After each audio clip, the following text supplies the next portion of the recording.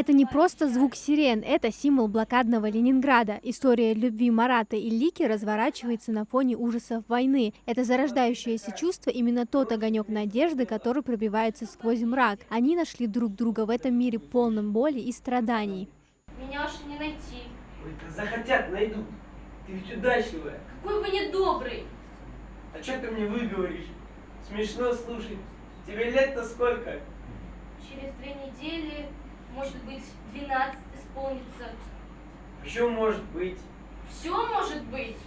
Та же беда привела к ним и Леонидика, голодного, истощенного мальчишку, который считает себя поэтом. Его принимают и делятся добытыми крохами, ставят на ноги. Друг другу они обязаны жизнью, делятся буквально самым ценным в тот период – едой. Только погляди. Сгущенка, тушенка, варенье, печенье, хлеб, письмо. Мама жива, здорова, получила медаль.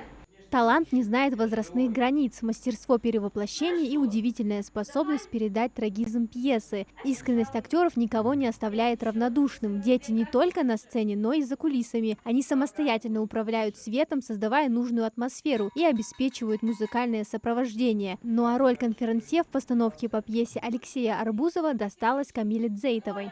Во время блокады в городе не было достаточного количества топлива и продовольствия для длительной осады. Это привело к тотальному голоду и, как следствие, к сотням тысяч смертей среди жителей.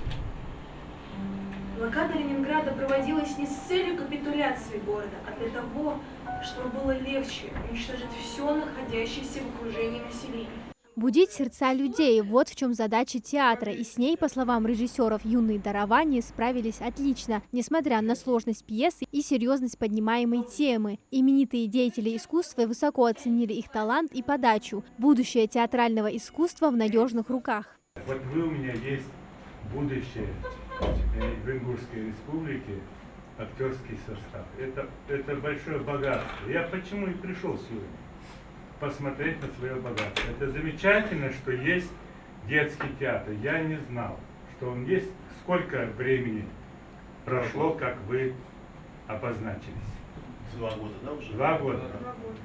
Вот да, Аллах, чтобы у вас было 200 лет, чтобы вы выросли, вот как руководитель Национального театра, я буду вас приглашать к себе на спектакль. Я абсолютно согласен с Исой Абдуловичем. Это такие ростки, без которых, в принципе, не зря великий князь сказал, что театр – это лицо и зрелость нации. Ребятки, вы должны понимать, что бы сегодня с нами ни происходило, без творчества, без культуры нации не будет.